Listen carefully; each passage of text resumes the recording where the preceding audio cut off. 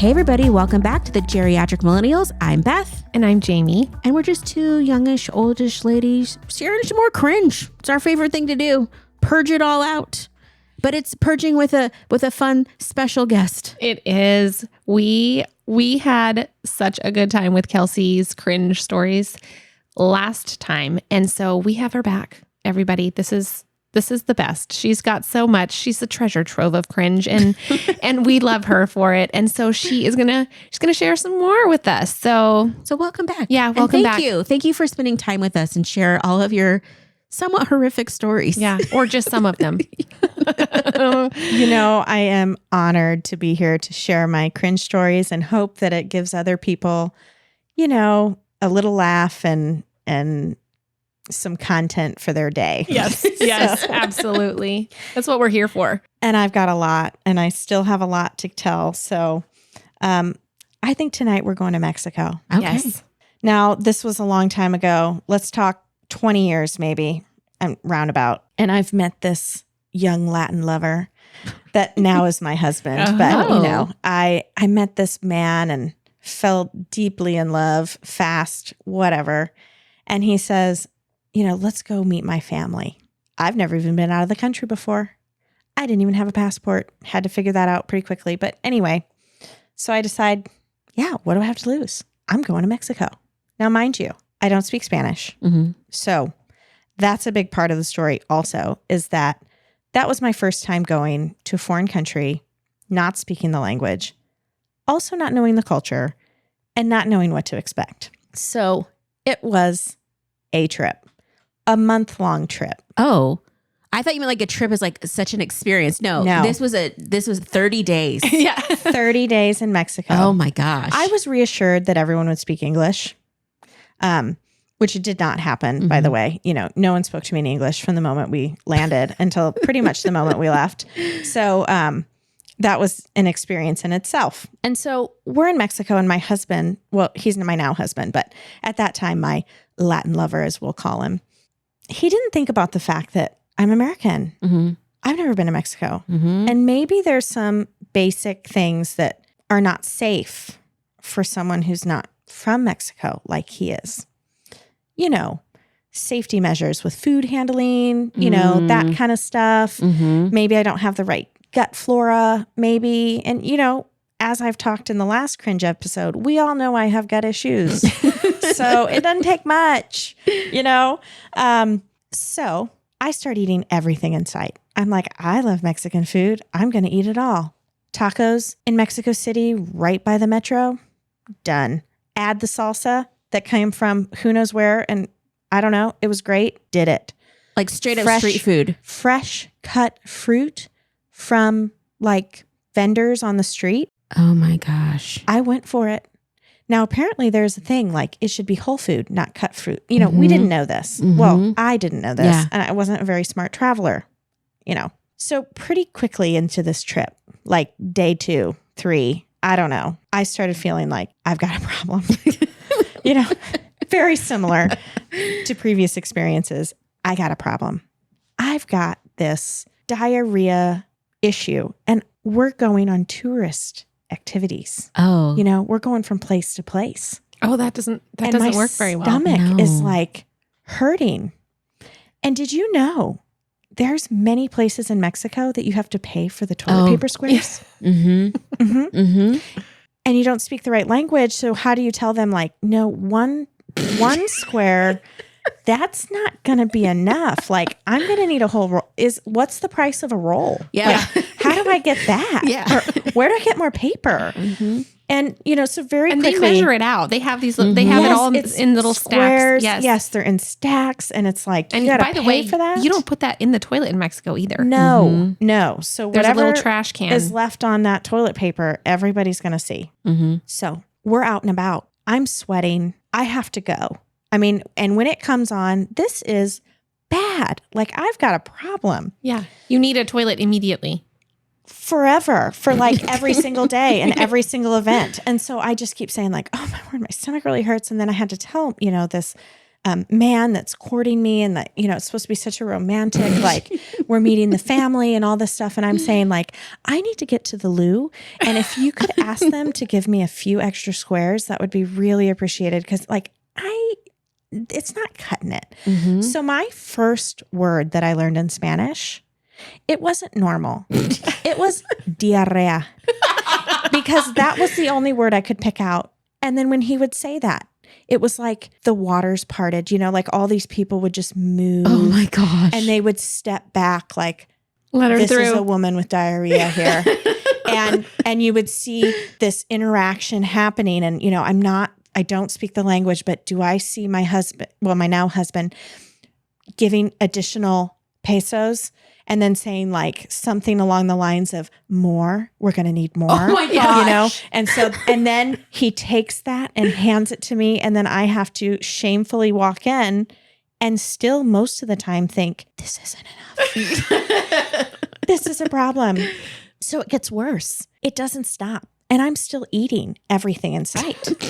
And I'm thinking like, yeah, whatever you get, I'm still hungry. I mean, I just have an issue, but I'm hungry, and then the sweats start, and then I evacuate it all out. And then I'm like, oh, my body's depleted. I need to fill it up again. I mean, this was the cycle. So it's going on, and I'm noticing some changes, and I'm not medical at that point in my life. I don't really know what things are supposed to look like, maybe. And I do recognize like this is bad. And his family is now kind of maybe asking some questions. Are like, they aware? Is there something wrong with this person? Like she keeps running to the bathroom. And and this is after a lot. Well, it just so happens that Juan's brother is a doctor. Oh, Yes. handy. So he comes at day like 25 Oh. of 30, geez. so I've suffered Yeah. for a long time. And we're talking national monument type tours where I'm like panic running to bathrooms. We've gone to small little pueblos, and I've used every single public facility in sight. His family household, I've got one toilet that's like off limits because it can't, it's like you need to use the one in the basement. Like don't use the one upstairs. Like it can't handle your problems, So, I have been living in this state for a while. Oh my. That's a long time. Yes. What? And things are getting, kind of worse in some ways. And I'm still just going with it. And his brother comes in, never met him before. I still, again, mind you, I'm also experiencing a lot of other things. Don't speak the language. I'm afraid of most food other than like meat, potatoes, butter, bread, and milk, which is what I was raised on. So I also had a lot of food fear happening on this trip. But it didn't sound like it. I ate worms without knowing it. And then I found it later. That's a whole nother cringe story, which, I don't know if it's cringe, but it was definitely a story that is worth telling. Yeah. About the little worms that come out when it rains, but I digress. So his brother, yes, I do want to know. Okay, we'll get there. We'll get there. But I meet his brother, and he says, "So show me your stool." Oh, hello. That in English? In English? Yes. Oh my gosh. And it was like, and I don't know if he said stool. Like, I think English is not his first language. So I want to say it was something like, let me see your poop, or, like show it to me. Yeah. Or something. And I'm like, show what? Yeah. I'm going to need to see that stool. Like, you don't want me to flush it? No flushing. Oh my gosh. Wait, it really smells like bad. Yeah. Are you sure? Yes. I need to see the stool. And I'm like looking to my now husband thinking, is this for real? I just met your brother. He wants me to go into the bathroom, which, that's going to happen. Yeah. Let's be honest. It's coming. And leave it there for someone else to look at? Like, I can't look at it. I can't go there. Well, ladies and gentlemen, I had a GI bleed and had something called Moctezuma's Revenge. So let this be a lesson for anybody who's listening. Be careful when you travel to, and what's really great about this story, my favorite part about this story is I had a raging intestinal problem for a long time. His brother fixed me up. What is the treatment for that? How do you even get a GI bleed? Well, because it just kept going. I think inflammation really, it just kept going and going. And like my body, like by the end, it was like kind of starting to bleed and having some issues. But it's like all that stuff. And because I kept eating, which I would not recommend to any listeners, by the way, I would recommend get medical treatment if you have a problem. So let that also be known. I have this belief that experience changed something in my guts, because now I have 20 years of going back to Mexico and never getting sick again. Nice. I eat anything and everything except for fresh cut fruit. Like there, I draw a hard line for myself. Okay. I because I really feel that's what did it. Mm-hmm. I think it was fruit. I don't think it was the tacos. I mean, that's cooked. What about the salsa? I'm going to say it had to have been cold, and it had to have been, I mean, it was so delicious. Let's give the salsa a break and let's call this a fruit issue. Yeah. Mm-hmm. But yeah, so there was a lot of cringing because my first interaction with my husband's brother was let me see your bits, essentially. That's so and awkward. like evaluate my abdomen and touch it. And it's like, I don't want to be touched. Like, Yeah. anyway, Wow. I don't know, there was a lot going on, but I am happy to say that we are married and those are all now my in-laws and we have all moved on from Yes. this. I'm so glad. Yes. Well, So I'm curious though, did he give you some kind of medicine that fixed you before you left Mexico, before you got back? So he basically scolded everybody there. So this is what my husband told me. Because, remember, I don't speak the language at that time. I do now, but I didn't then. He apparently scolded everyone and said, what do you want to do? Kill her? These are poor decisions, family. Poor decisions. Like she definitely cannot do that anymore. So his mom made me plain chicken, plain, no seasoning, nothing on it, saltine crackers, and plain rice. It was the most bland diet, and he put me on some antibiotics, and I got some IV fluids, and they got me kind of settled out. But I believe that may be why I've had a propensity to have some little bit of gut issues since then. That may be where that sharding incident came from years down the line. Like, I don't know, but definitely it was an experience. It was a cringe. it was a prolonged cringe, too. Seriously. That's not a moment. That's 25 days. That's a lot. That was like an ongoing experience too. I'm amazed that you continued to go places and not just be chained to the toilet. I mean, I've never been there before. Of course I'm going places. I even almost drowned in the Pacific Ocean on that trip. Like I went for it. yeah, you did. Went for it. Oh my gosh. Went on a road trip. I mean, I did it all. And then I would just run to everywhere we went. My line of thought was, my whole thinking was, where's the toilet? Yeah. How much is it going to cost? And how many squares can you get me? Because that's what really matters. Oh my goodness. And then you got married. I mean, Yeah. I mean, he, 20 years. Even in that moment, I mean, he was taking care of you by making sure you got enough toilet paper. That's really sweet. Wow. Mm-hmm. Thank you for sharing. Yeah. Yes. That was a good one. I hope you guys enjoyed that story. It was, I feel the pain though. That's like the worst though, is when you're traveling and toilets are not necessarily either easy to come by, easy to use, or private. Oh So, gosh. Yeah. And I found out a pearl of wisdom from my mother-in-law years later. Like, where was she when why didn't we have this discussion? I was also trying to keep it, a secret. Yeah. She carries a roll of toilet paper in her purse. Yeah. So if she gets one square, no problem. She's got the rest of the roll in her bag. Yeah. Yeah. So that's a did pearl learn of that. wisdom. Oh yeah. Just put that toilet paper in your bag. Take a big granny bag and go for it. Yeah. Have that Never with have you at to all worry. times. Yes, never have to worry about the toilet paper squares again. I mean, Yeah. you can still pay for them, of course, but I thought that was That's brilliant. That's a good one. I mean, that helped. yeah. Do you have any cringe that you need to get off your chest, Jayme? No, you know what? All of that whole story is just reminding me of traveling with children that have had experiences where it's coming out like both ends, and you're on buses, you're on planes, it's awful. Awful. So I'm just currently processing the trauma that has triggered. So I'm going to pass it to you. I don't have anything quite that epic right now. I have a lot of cringe stories that plague me.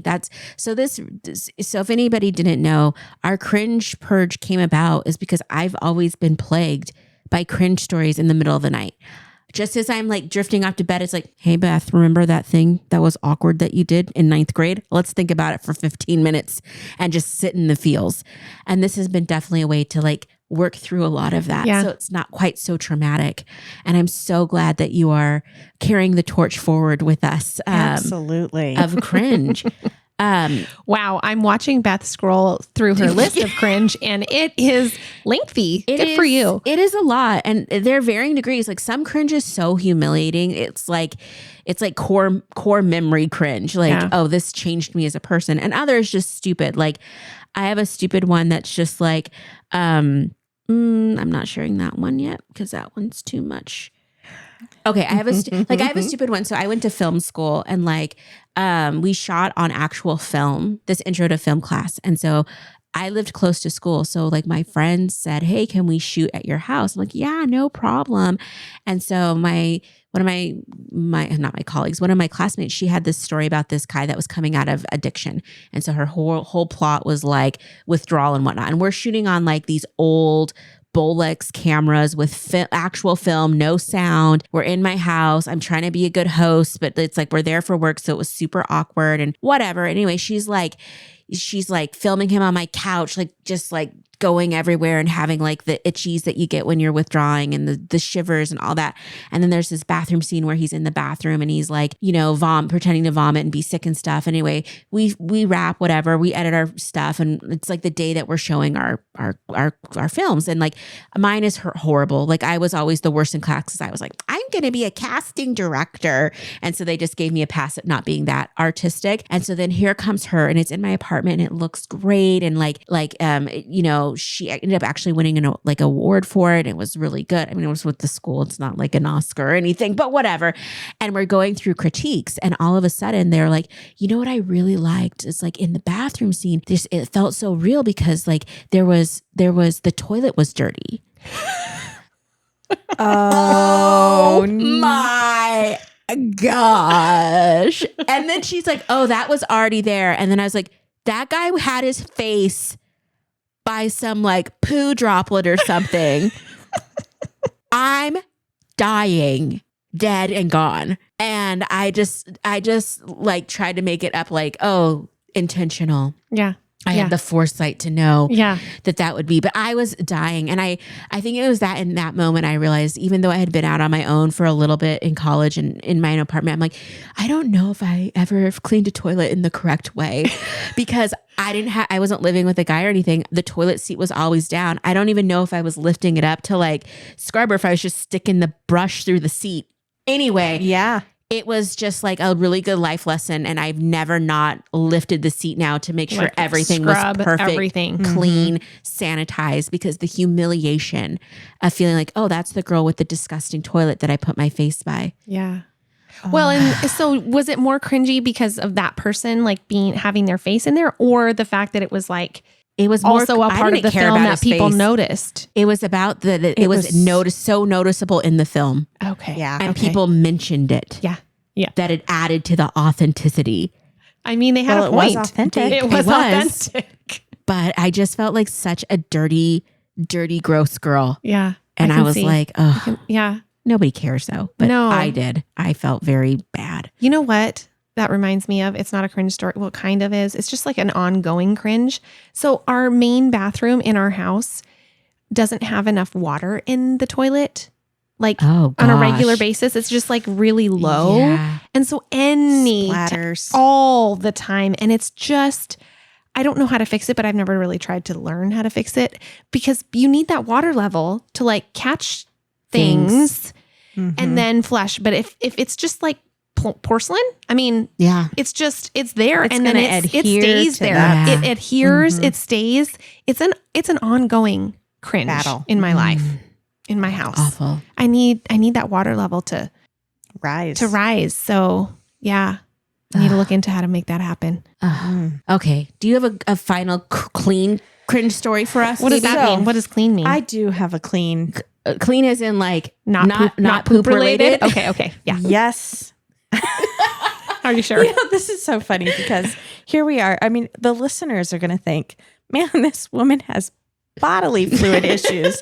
Like, man, she has some problems she might need to see here. a doctor. Yeah, maybe.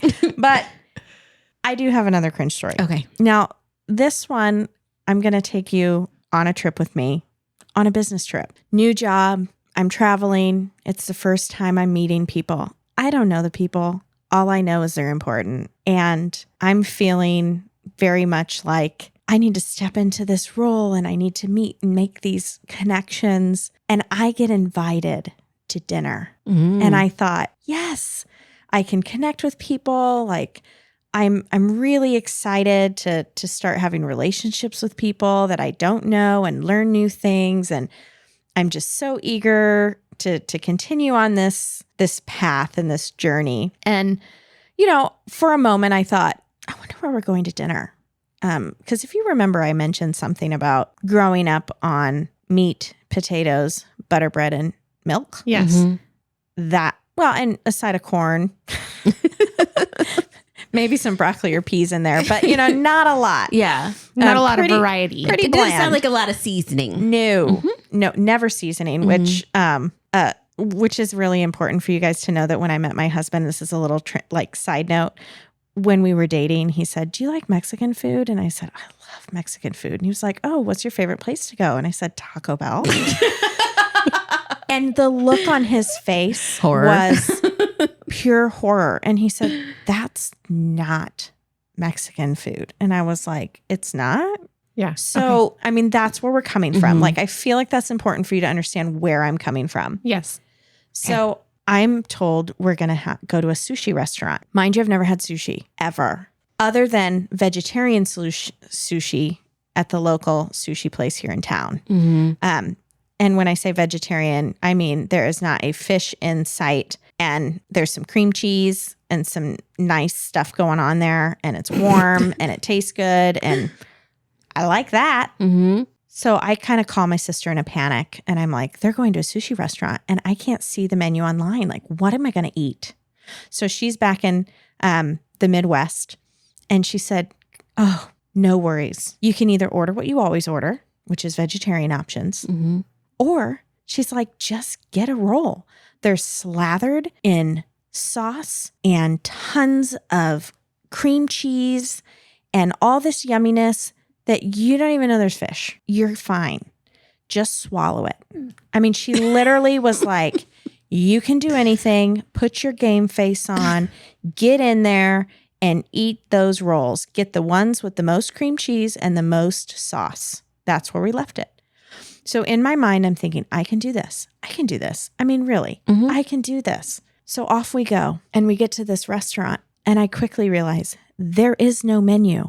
It's not that kind of sushi restaurant. There's a chef, a sushi chef, behind this like table. And he is going to take care of our table. And things are just going to start happening. Food is just going to start coming towards you. It's real just fancy. Gonna come. Yeah. There isn't a menu. There is no vegetarian option. And I very quickly realized there's no cream cheese. There's no sauce. But there is this really nice dish that has this stuff in it that I found out later was ginger. Man, do I like that. Let me tell you. And, it started off kind of on a rough spot because someone said something like, "Do you want still or sparkling?" Or no, it was like still, or I can't even remember the word. But they were referring to water. And no one had ever asked me that before. And I said, normal, like tap or, just however it comes out. And they're like, "Oh, still? Yes." Just from the, and then I think I maybe was so nervous. I said, "From the faucet?"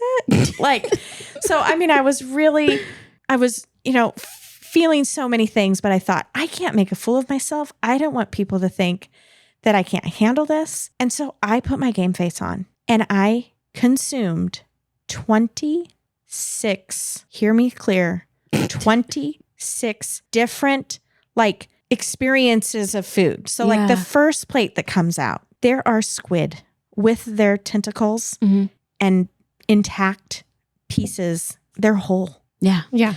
There's 2 of those. This is out of your comfort zone. I mean, really. There's 2, and then there's all these pieces of something. And so I had to tell myself, like, okay, those squid things, they're going in first. Mm-hmm. And I swallowed it, tentacles and all. I accidentally kind of chewed, I bit down, and then there was some releasing of juices that was not exactly desired. Pleasant to desire. Okay, desired. But I swallowed and I gingered and I kept going. Mm-hmm. And as we go on in the night, it's like more and more. And 26? then we get to some really strange stuff. Like the inside of these sea urchins. That was tough, guys. That was the one where I was like, I can't do that. Oh, that texture. And that was the only one where I really thought, like, double swallow, like just you've get it got down. this.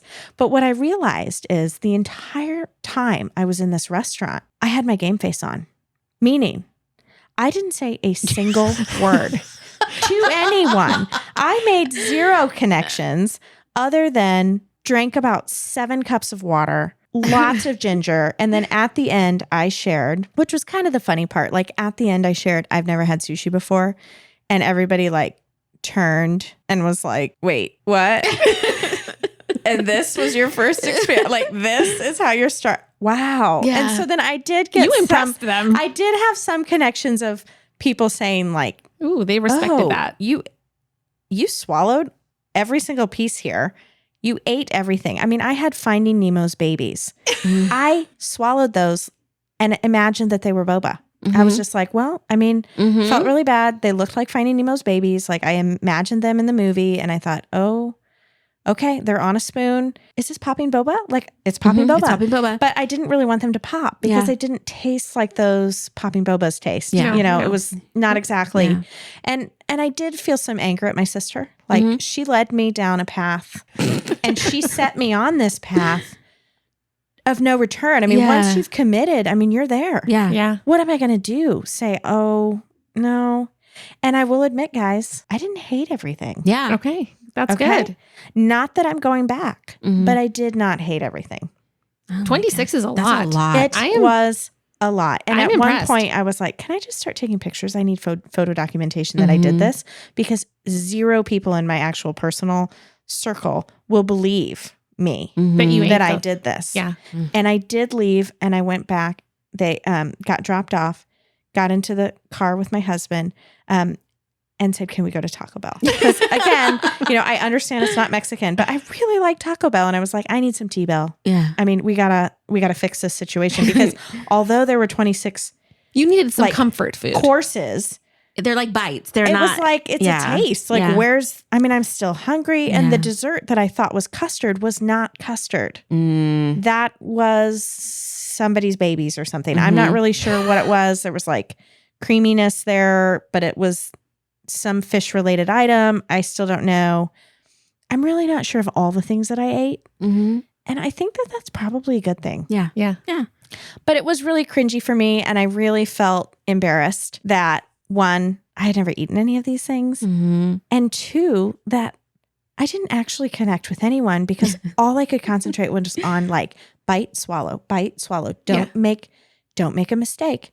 Don't let anyone see. Like, don't let them know. Yeah. That you're a newbie here. That this is Like, so far out of your comfort zone. and don't let you don't want to like offend anyone. I would never want to offend anyone. I've just never been exposed. Like I am is a food virgin a thing? Like I am a food newbie in every other area of food other than fast. I mean, I got that down, but like beyond fast food, it starts to get really, really quickly into areas that I've never gone. Yeah. And I mean, I didn't hate it. So Well, I'm proud of you. I mean, you did that. I did do that. I'm impressed. But I still cringe a little bit about it. I 'Cause believe just it. think I like, believe it. oh my word, how did that happen? And my stomach wasn't totally sure. I had never I even in the moment was thinking, what if I'm allergic to shellfish and I don't know it? Because I've never even had shellfish, because I've literally been that sheltered. My life has been that sheltered. Wow. Corn, got it. Yeah. Anything in the beige range, Yeah. I got you covered. Oh my But goodness. we went way far. We went deep into the sea. deep Yeah. in the sea. Wow. And you pushed through the cringe. So Yep. good on you. Yeah. Yeah. Thanks. Yeah.